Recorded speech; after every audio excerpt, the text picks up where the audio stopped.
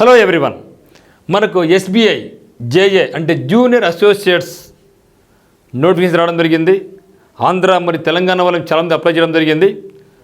అయితే మరి ఎగ్జామ్ మనకి ఎప్పుడుందంటే 22 ఫిబ్రవరి, అదే మాదిరిగా 27 ఫిబ్రవరి, 28 ఫిబ్రవరి ఈ 3 రోజులు మనకి ఎగ్జామ్ జరగబోతూ ఉంది.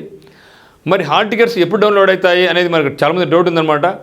మరి మనకి హాల్ టికెట్స్ అన్నీ కూడా 10th ఫిబ్రవరి 2025 ఈరోజు నైట్ నుంచి ఎప్పుడైనా సరే ఇంకా మనకు ఈ యొక్క హాల్ టికెట్స్ డౌన్లోడ్ అయితే అవకాశం ఉంది.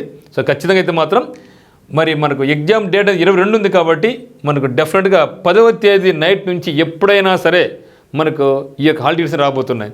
సో దాని గురించి ఇంకా పక్కన పెట్టేసేయండి. మనం ఏం చేయాలంటే ఈ యొక్క 10 డేస్లో మనం ఏం చేయాలంటే కంప్లీట్గా మీరు రివిజన్ చేయండి.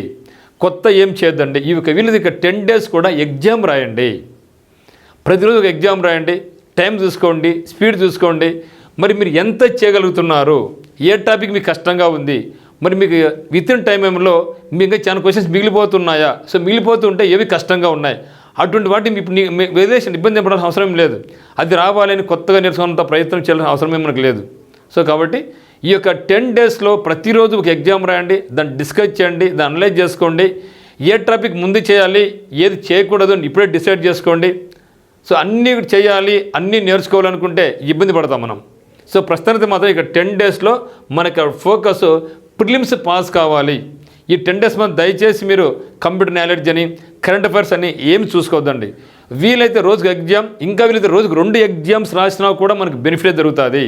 తప్పు కాదు. అంటే మీరు ఇంతవరకు మీరు ఎన్ని ఎగ్జామ్స్ రాసినారో ఆ యొక్క ఎగ్జామ్స్ ఉంటే అవన్నీ కూడా రివిజన్ లాగా ఒకసారి చేయండి మళ్ళీ.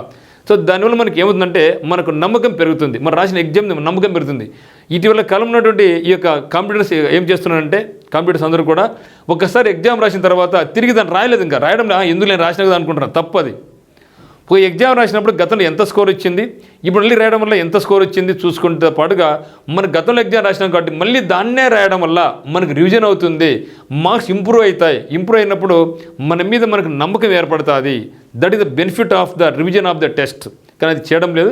కంపల్సరీ చేయండి. వీలైతే మీరు గతంలో ఎన్ని ఎగ్జామ్స్ రాసినారో దాన్ని డైలీ ఒక ఎగ్జామ్ రాసుకుంటూ ఒక కొత్త ఎగ్జామ్ కూడా రాయండి. దీనికోసం మీరు సపరేట్గా ఆర్ఎస్ అగర్వాల్ బుక్లు అరిథమెటిక్ అని, రీజనింగ్ అని, ఇంగ్లీష్ అని ఏమీ అవసరం లేదు. కంప్లీట్గా రివిజన్ టెస్టులు చేయండి. రోజు ఒక ఎగ్జామ్ 10 రోజులు ఇంటూ 2 మినిమం అయితే మీరు మినిమం 20 ఎగ్జామ్స్ రాసుకోవచ్చు. ఈ 20 ఎగ్జామ్స్ని బాగా రివిజన్ చేసుకుని ఇంగ్లీష్ మీద ఫోకస్ పెట్టుకొని రాసుకుంటే మనకు మంచి రిజల్ట్ వస్తుంది మిత్రమా. సో భయపడద్దండి. సో మెయిన్ ఎగ్జామ్ కూడా మనకి ఏప్రిల్ 2024 ఉంది కాబట్టి మార్చ్ అంతా కూడా మనకి కంప్లీట్గా మనం ఫ్రీగానే ఉంటాం. ఈ యొక్క మార్చిలో మనం ఏం చేసుకోవచ్చు, కంప్లీట్గా కరెంట్ అఫైర్స్ ఇంగ్లీష్ మీద ఫోకస్ చేసుకొని ప్రిపరేషన్ కొనసాగించవచ్చు. తప్పితే మీరు అనవసరంగా పోవద్దండి. స్టేట్ బ్యాంక్ ఆఫ్ ఇండియా వరకు మాత్రం మీరు కంపల్సరీగా ఈ యొక్క 10 డేస్ ఓన్లీ రివిజన్ అనాలిసిస్ మాత్రం చేసుకొని వీలైతే మంచి ఫ్రెండ్స్తో గ్రూప్ డిస్కస్ చేసుకోండి. మంచి ఫలితం కూడా ఉంటుంది. So thank you for subscribing TP studies turning point. So first time చూస్తుంటే మనకి ఛానల్ కూడా సబ్స్క్రైబ్ చేసుకోండి. Thank you.